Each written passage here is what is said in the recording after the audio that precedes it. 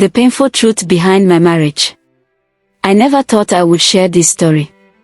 For a long time, I kept it inside, pretending it never happened.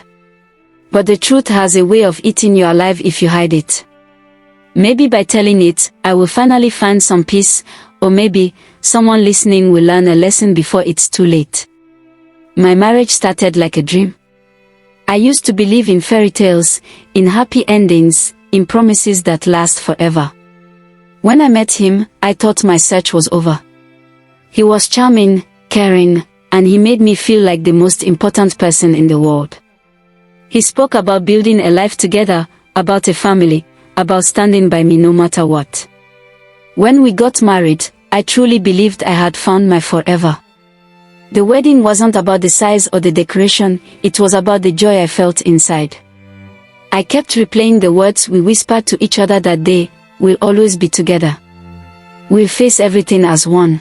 Those words became my shield against every fear I had about the future. Not long after, I discovered I was pregnant. That was the happiest moment of my life. I cried tears of joy. I touched my stomach every morning, smiling at the thought of a tiny heartbeat growing inside me. He looked just as happy, or at least, I thought he was. He would place his hands gently on my belly and whisper about the future. He promised to be the best father, the kind of man every child deserves. I believed every word. For a while, it felt like nothing could go wrong. But then, at 3 months pregnant, I fell sick. It started with small things: unusual tiredness, a fever I couldn't explain, a weight pressing on my chest. I thought it was just part of the pregnancy, nothing serious. But the sickness kept getting worse. One afternoon, I dragged myself to the hospital, thinking I would get some vitamins or advice about rest. I wasn't prepared for what was coming. The doctor called me into a quiet room. He looked at me differently, not with the usual casual smile, but with the kind of face you never want to see. He told me they had found something. Something serious. My whole body froze. I asked him to repeat it, thinking maybe I heard wrong. But no, the words were clear. I was carrying an illness that could take my life. My first thought wasn't even about myself. It was about my baby. What about my child? I asked, my voice shaking. He hesitated before telling me the truth: the illness was already affecting my unborn child. I felt the ground collapse beneath me. How could this be? I had always taken care of myself. I wasn't reckless. I wasn't careless. Where did this come from? That night, I went home in silence.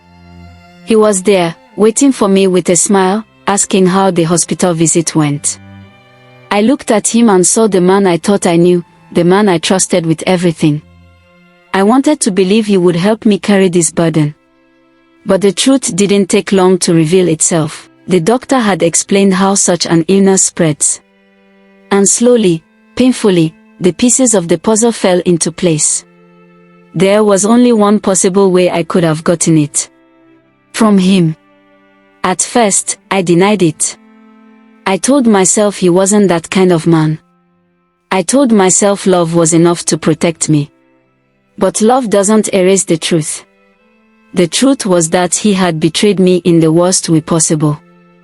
I began noticing all the small things I once ignored: the late nights out, the quick phone calls he stepped outside to take, the sudden change of clothes before leaving the house.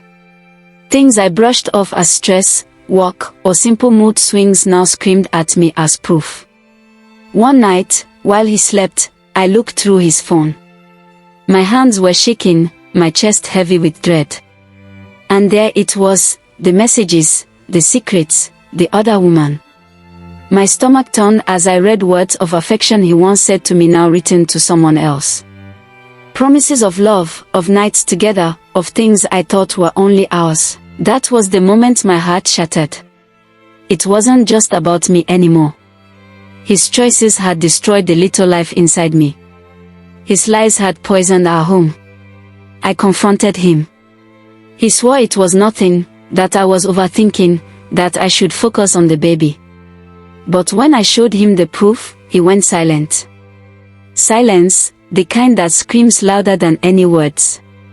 The weeks that followed were the hardest of my life. I grew weaker, both in body and in spirit. I would sit alone, holding my stomach, whispering apologies to the baby I could not save. I had always dreamed of becoming a mother, of cradling a child born from love. Instead, I carried pain born from betrayal. There were nights I thought I would not wake up the next morning. Nights when the weight of betrayal pressed so hard on my chest that I couldn't breathe. But somewhere in that darkness, a fire sparked. I realized I couldn't let this be the end of my story. I made a choice. A painful one, but necessary. I walked away. I left behind the marriage, the lies, and the man who destroyed everything we built. It wasn't easy. I cried until I had no tears left. But I knew staying would only break me further, and I refused to let betrayal write the last page of my life. Today, I still carry the scars. I still wake up some nights with the memory of that hospital room, the doctor's serious face, the truth I never wanted to hear. But I also carry strength. Strength I never knew I had. Marriage taught me about love, but betrayal taught me about survival. And if you're listening to this, if you've ever trusted someone so much you ignored the signs, please hear me, trust is a gift. Once broken, it can damage more than just your heart. It can change your whole life. The painful truth behind my marriage is something I will never forget. But it also gave me a lesson I carry forever: never let love blind you to the truth, and never lose yourself for someone who doesn't value you. Because sometimes, the person you sleep beside can be the very person who takes everything from you. If you've ever faced betrayal like this, share your thoughts in the comments. Don't forget to like, subscribe for more real life stories.